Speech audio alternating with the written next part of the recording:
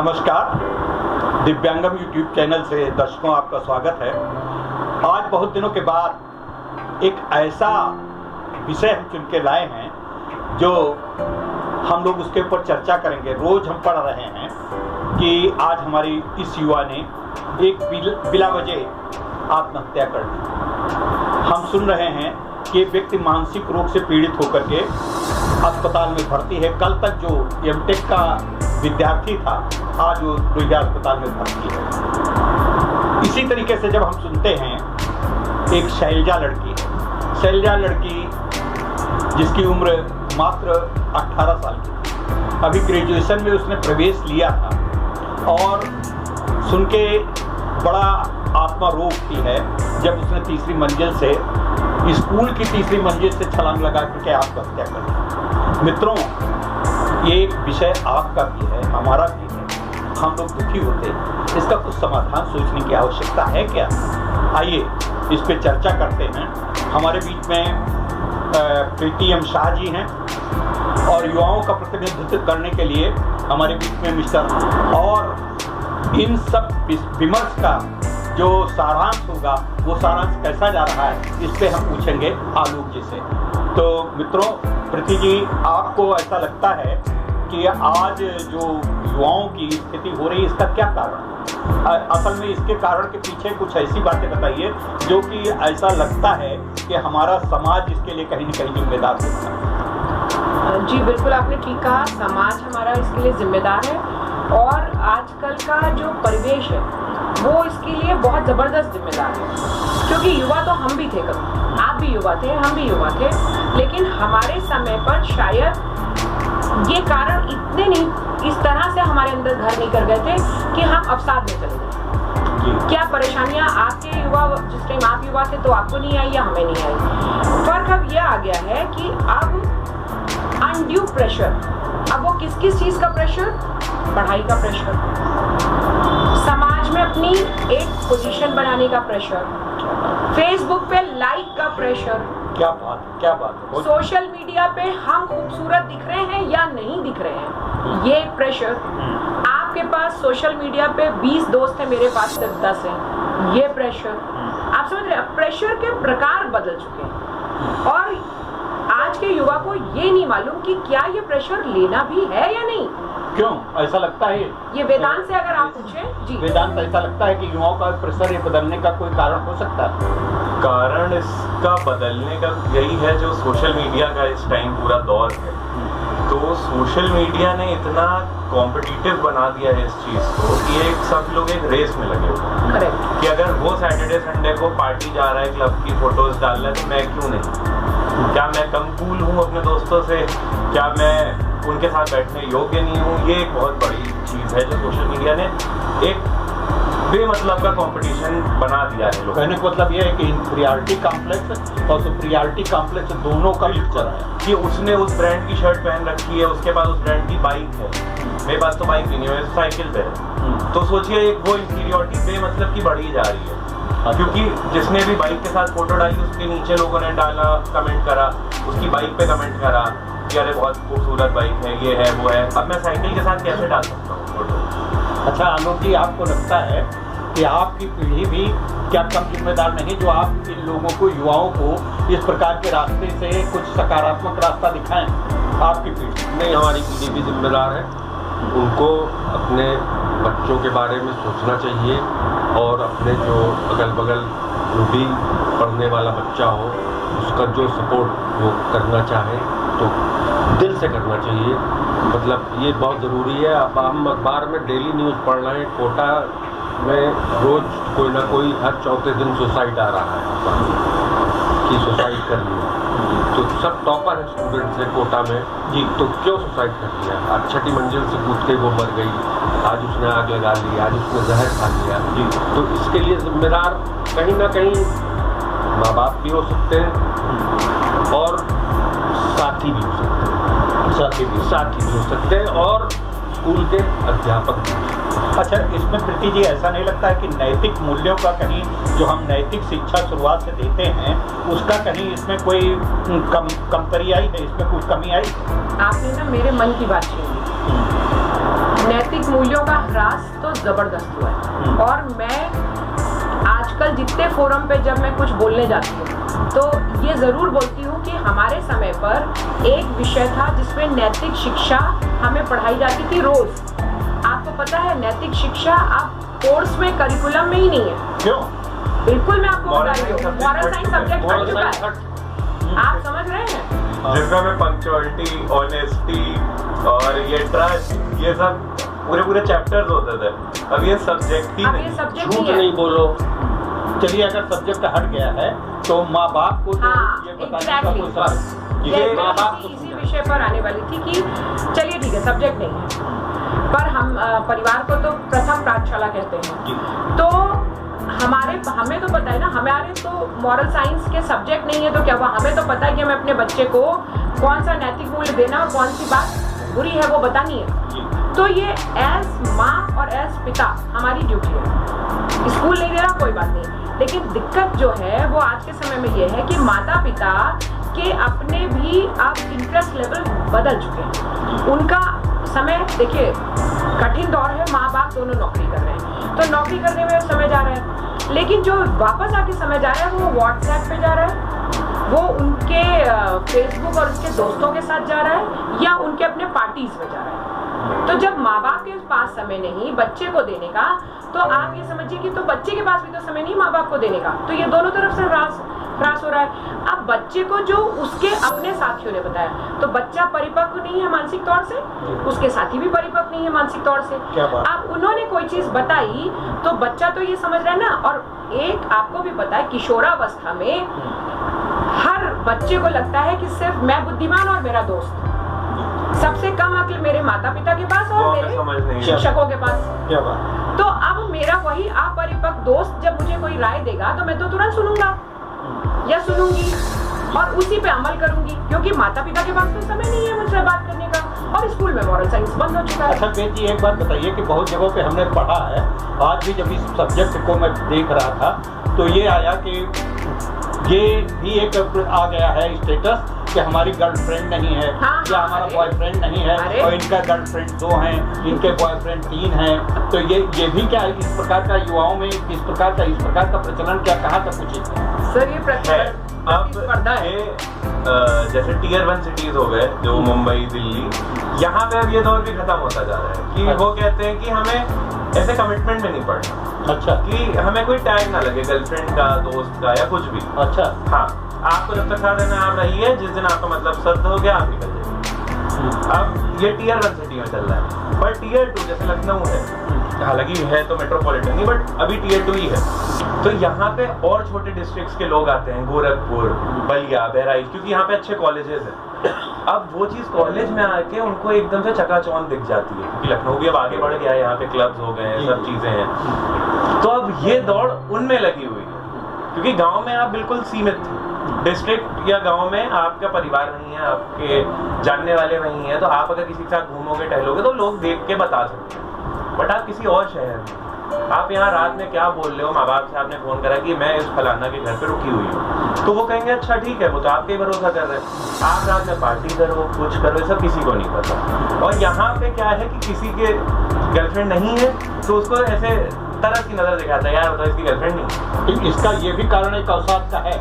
क्यों नहीं है? क्योंकि जो और है उसके साथ वाले वो गर्लफ्रेंड के साथ फोटो डाल रहे हैं, कॉफी पीने जा रहे हैं, वो भी सोशल मीडिया पे पोस्ट हो रहे हैं। देखिए हर चीज का जड़ सोशल मीडिया ही है। पहले छिपाते थे, तो ऐसी कोई बात हो जाए तो मतलब अगर परिवार में कहीं किसी जगह पर हो जाए तो एक बहुत बड़ा, क्यों आलोक जी ऐसा लगता है? ऐसा है कि आजकल लड़कों से ज्यादा लड़कियां तेज हैं। क्या बात? बिल्कुल 99.9%।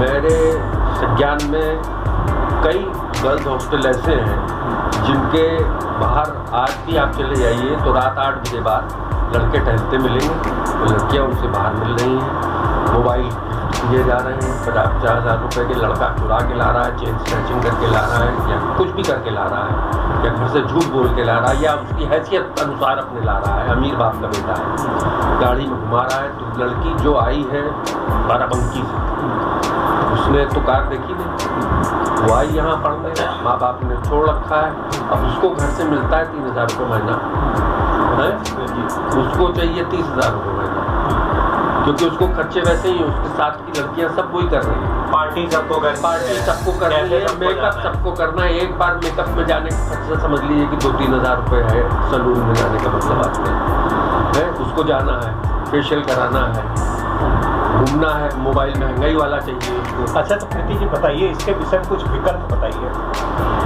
विकल्प इसमें कुछ समाधानात्मक विकल्प सुझाइए। देखिए, इसका विकल्प फिर हम अपनी जड़ों में वापस चलेंगे। मेरा हमेशा मानना है कि हम चाहे कितने ऊंचे उठ जाए, जहाँ जड़ें छूटती हैं वहाँ हम भी छूट जाते हैं। तो जड़ों में जाने का तात्पर्य फिर वही है कि हमको बचपन से सिखाना पड़ेगा कि क्या सही क्या गलत, क्या सामाजिक मूल्य, क्या नैतिकता, क्या उचित क्या अनुचित। अगर हमने वो बचपन से उसको घर कर दिया बच्चे के, तो यकीन जानिए वो बड़े होने के बाद भी उसकी हिम्मत नहीं पड़ेगी वो झूठ बोलने की, क्योंकि उसके कहीं ना कहीं सबकॉन्शियस कहेगा कि मुझे बचपन से बताया गया कि चोरी हीरे की या चोरी खीरे की चोरी ही है। क्या बात। तो यही बात है, अगर वो बचपन से उसने सीखा है तो वो छोटा झूठ भी नहीं बोलेगा। और अगर हमने वहां से छोड़ दिया और एकदम जहां बच्चा किशोरावस्था में बच्चा अचानक हमें लगेगा अब हम लगाम लगाएं, तो ऐसे नहीं होता। अचानक से एक उम्र के बाद तो फिर वो बागी बन जाता है। नहीं, आपको इसमें ऐसा नहीं लगता है कि हमारा जो संवादहीनता जो कम हो गई है? जबरदस्त है ये बात, यही सबसे मेन कारण आपने ये बात बिल्कुल जबरदस्त कही है। संवादी, मैंने आपको पहले यही बात कही थी। एक कमरे में 5 आदमी बैठे होते हैं तो 5 मोबाइल में अपने जुटे हैं और संवादहीनता ही का दौर है। इसीलिए मैंने अभी आपसे ये बात कही थी कि दोनों का नौकरी करना तो लाजमी है कि भाई हमें घर चलाना है, लेकिन नौकरी के बाद हम आकर टीवी पे खबर लगा के बैठ जाए कि नहीं हम ऑफिस से बहुत थके, अब हमें खबर देखनी है। माँ ने इतना जो भी काम निपटाया, फिर माँ अपना फोन पे लग गई या व्हाट्सएप पे लग गई, तो बच्चे को हमने क्या समय दिया? कुछ नहीं। तो जब हमने समय दिया नहीं, हमने उसको अच्छा बुरा कोई बात, उसका दिन कैसा बीता, उसकी जिंदगी में क्या चैलेंजेस आए, हमारी जिंदगी में क्या चैलेंजेस आए, आपसी संवाद हमारा नील।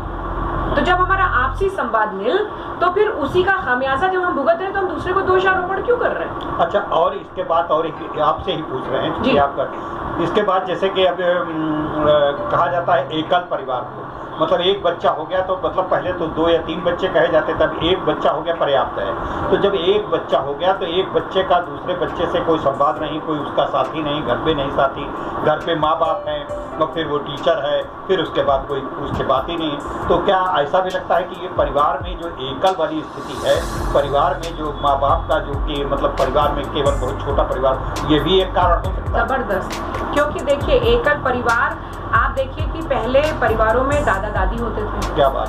तो अगर माँ, मैं कह रही हूँ, नौकरी नहीं भी कर रही, लेकिन कुछ नैतिक शिक्षा हमें बाबा से मिलती थी, कुछ दादी से मिलती थी, छुट्टियों में नानी नाना के घर गए कुछ वहाँ से मिलती थी, परिवार में मूल्य थे। मामा चाचा मौसा मौसी सबकी उतनी ही इज्जत करी जाती थी, सबको सगा माना जाता था। ठीक है, अब वो चीज किसी का आप भी देखोगे कि कोई लड़का या लड़की अपनी मौसी की बर्थडे पे जा रहा है, ये चीज आप सोशल मीडिया पर डलता ही नहीं देखोगे, नहीं, क्योंकि वो कूल नहीं है। क्योंकि वो पहले एक घर में रिलेशनशिप सिचुएटेड हो गई, सेपरेटेड हो गई। फिर गलती इनकी भी है, यूथ की, क्योंकि यूथ घर में बात नहीं करता, वो सोचता है हमारी लाइफ नहीं है क्योंकि हम बहुत ज्यादा मॉडर्न हो गए। फिर वो ढूंढता है इमोशनल सपोर्ट बाहर, तो लड़का लड़की को ढूंढता है, लड़की लड़के को ढूंढती है क्योंकि वो ऑपोजिट जेंडर वाला रहता है। फिर उसमें उसको जरा भी इमोशनल सपोर्ट मिला, वो सोचता है यही प्यार होता है शायद। क्या बात है। वो दोस्ती और उसके बीच अंतर नहीं करता, प्यार, इन्फैचुएशन, वो इन तीनों का सेम मतलब निकाल लेता है। तो ये चीज हो जाती है। और जो जितना गड़बड़ सब होता है, डिप्रेशन भी होता है, वो आदमी यही नहीं समझता कि भाई लड़की ने अगर मना कर दिया तो तुम डिप्रेशन में क्यों जाओगे। अच्छा, जो ये प्रश्न हम पूछ रहे थे अभी जी। कि संस्कार नहीं सिखाए जाते हैं, इससे आप कहाँ तक सहमत हैं? क्या संस्कारों की कमी का कारण है ये अवसाद?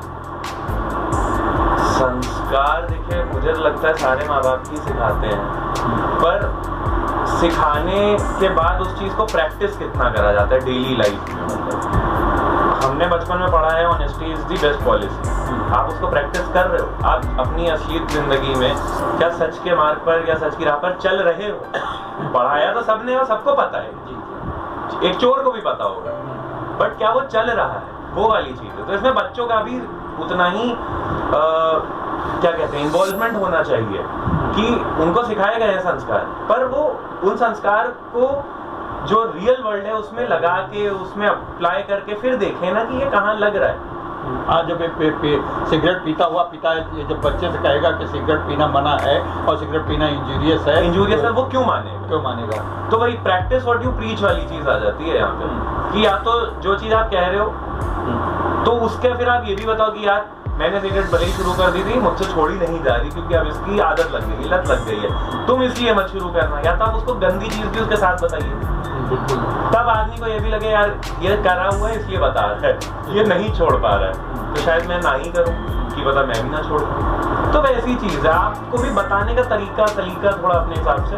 अच्छा, अगर आप समाज को प्रीच करने को, बिल्कुल समाज को सुधार करने का एकमात्र आपको दायित्व दिया जाए और आप युवा हैं तो आप क्या करेंगे?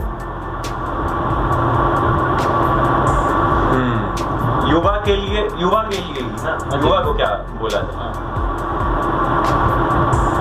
एक चीज मैंने सुनी थी, इग्नोरेंस एंड एक्सेप्टेंस। मतलब जो चीज आपसे नहीं हो पा रही या नहीं समझ आ रही उसको फिलहाल इग्नोर कर दीजिए, क्योंकि आप उतने शायद ज्ञानी नहीं है उस टॉपिक पे कि आप बोलें। ठीक है, तो जो चीज नहीं समझ में आ रही उसको इग्नोर कर दीजिए, और जो चीज आपको लग रहा है आप एक्सेप्ट कर सकते हो वो एक्सेप्ट कर लो। अपनी गलतियां, किसी की अच्छाई वो एक्सेप्ट कर लो, और पिछली चीजों को भूलते जाओ। देखो ये तो सच है, अगर आप पीछे देख के आगे चलोगे तो गिरोगे। ये बात तो अच्छा आलोक जी, एक बात मैं देख रहा हूँ कि जैसे कि आपकी पीढ़ी और हमारी पीढ़ी जब बच्चों से ये कहती है कि नहीं बच्चे तुमको IAS बनना है, नहीं तुमको डॉक्टर ही बनना है, और तुमको बनना है जो मतलब एक टीचर बनना है, तो ये जब हम एक्सपेक्टेशन करते हैं वो नहीं बन पाता है और हम उसको डांटते हैं, तो कहीं न कहीं हम और आप भी जिम्मेदार तो होते हैं। बिल्कुल जिम्मेदार होते हैं। हमको ये नहीं करना चाहिए, हमको बच्चे की लाइकिंग देखनी चाहिए कि बच्चा किस ओर जाना चाहता है। ग्रेजुएशन तक तो ठीक है, मस्त है, ग्रेजुएशन तो करेगा आदमी। उसके बाद आदमी ग्रेजुएशन के बाद किस लाइन में जाना चाहता है। अब जैसे यही थे, हम चाहते थे कि ये पुलिस फोर्स में जाए, मिलिट्री में तो मैं कभी नहीं चाहता था। देखिए जो बात सही है, क्योंकि आर्मी को पॉलिटिकल लोगों ने इतना यूज़ कर रखा है कि आते जाते जवान हमारे यंग लड़के मर जाते हैं। कारगिल वॉर हो गई, ये हो गया, ये सब नेताओं ने कराई, सब मर गए। तो उनको मैं आर्मी तो नहीं चाहता था, मैं चाहता था कि पुलिस में जाए, क्योंकि उनकी पर्सनैलिटी के हिसाब से पुलिस में जाते SP बनते, डिप्टी SP बनते। मैंने कहा SP के लायक नहीं तो डिप्टी SP बनो डायरेक्ट। तो ये बहुत, लेकिन इनकी लाइकिंग दूसरी तरफ, तो हमने उस चीज़ को अपनी तरफ से वो कर दिया कि इनकी इच्छा छोड़ो, इनका फ्यूचर है, इनको आगे देखना है। और ये समझदार खुद है इतना कि ये हमारी बात सुनते हैं, समझते हैं, राय लेते हैं। तो इन्होंने जिस लाइन में जाना चाहा तो हमने उनसे कहा कि आप जाओ। तो आदमी को, माँ बाप को थोपनी नहीं चाहिए कोई चीज़। अच्छा प्रीति जी, जैसे ये है कि प्राइमरी एजुकेशन जो दी जाती है, क्या उससे ही शुरुआत से, जैसे अभी बहुत सी बातें आ रही हैं हमको, मतलब पढ़ के बड़ा दिक्कत होती है कि किशोरावस्था से ये एजुकेशन बड़ी टाइप की, बड़ा सेक्स एजुकेशन और इन सब चीज़ों के ऊपर जो प्रश्न आने वाले हैं उत्तर उनका कैसे सुलझाया जाएगा, कैसे उसको टीचर पढ़ाएंगे, कि इस प्रकार ये सब चीज़ें होना चाहिए कि नहीं होना चाहिए? देखिए हमको तो लगता है ये सब अवसाद का और एक कारण तो बनेंगी, लेकिन ऐसा है कि उथला ज्ञान, आप समझ रहे हैं, उथला ज्ञान हमेशा खराब है। एज एप्रोप्रिएट नॉलेज एक कहा जाता है, एक सेंटेंस है, उम्र के अनुसार उसका ज्ञान, जो उसकी उम्र है उसके हिसाब से हमें जो उसको ज्ञान देना है, अगर हम वो देते चलेंगे तो कम से कम भ्रांतियां नहीं आएंगी। तो कम से कम जो आजकल, क्योंकि सबसे ज़्यादा दिक्कत है जो सोशल मीडिया है, इस पे अगर बच्चा पढ़ाई के लिए भी मोबाइल खोलता है तो उसने आज, क्योंकि कोविड ने सबके छोटे छोटे बच्चों के हाथ में मोबाइल पकड़ा दिया, ठीक, अब उसने अपना पढ़ाई के लिए मोबाइल खोला तो वहाँ सडन कुछ और चीज़ें पॉपअप होती हैं। जरूरी नहीं कि जो इन्फॉर्मेशन पॉपअप हो रही है वो बच्चे के लिए है, लेकिन वो पॉपअप हुई, अगर उसमें बच्चे का एकदम से बच्चे ने कुछ देखा, उसका इंटरेस्ट जागा तो उसको खोल भी लेंगे। तो यहाँ से शुरू होती है, जो चीज़ उसके मतलब की नहीं है वो भी वो खोलने लगता है। इसीलिए मैं आपको ये बता रही हूँ कि जो चीज़ 30 साल की उम्र में उसको चाहिए वो चीज़ 15 साल की उम्र में वो कर, 15 साल 8 साल की उम्र में, हाँ, 8 साल की। तो अब क्या है कि इसके लिए देखिए, इसके लिए तो चेक्स एंड बाउंस होने चाहिए, पेरेंट्स को भी अवेयर होना चाहिए। फोन में पेरेंटल कंट्रोल जो होता है, तो इसीलिए पेरेंट्स, देखिए होता क्या है कि पेरेंट्स पढ़े लिखे तो हैं, पर पढ़ा लिखा होना और वही कढ़ा होना, दोनों में अंतर है। तो जब तुमको पेरेंटल उसमें चेक पता नहीं, तुमने वो कंट्रोल को बंद नहीं करा है, तो भाई मेरा तो देखिए सीधा मानना है, हम में से हर आदमी हर विषय का ज्ञानी नहीं हो सकता। लेकिन आजकल की दुनिया ऐसी है कि बहुत सारी चीजें हम गूगल पे अगर डालें तो हमें पता लग जाता है कि वो लॉक कैसे लगेगा, एक तरीका। दूसरा, हमारे सर्कल में जरूर कोई ना कोई मित्र ऐसा होगा जो इंफॉर्मेशन टेक्नोलॉजी पढ़ा होगा, हम उससे पूछ लें कि यार भाई हमको नहीं पता, आप बताइए जरा वो पेरेंटल लॉक लगा दे, हमारा बच्चा हाथ में मोबाइल जब वो खोले तो वही उसके मतलब की चीज निकले, उसके मतलब की चीजें आए ना, एड्स आए, तो ये होता है, ये हर चीज में। तो ये हमें ना थोड़ा सा 4 कदम पीढ़ी जो अभी की है उससे आगे सोचना चाहिए एज अ गार्जियन। अगर हम नहीं सोचेंगे तो नुकसान हमारा ही है, आप समझ रहे हैं। और जो आपने कहा, तो एज अप्रोप्रिएट नॉलेज तो हमें देना बहुत जरूरी है, लेकिन वो नॉलेज जो शिक्षाविद वो बैठ के डिसाइड करें। देखिए, मैं शिक्षाविद नहीं हूँ तो मैं ज्ञान नहीं दे सकती हूँ कि किताब में क्या होना चाहिए, मैं इसकी पैरोकारी करती हूँ।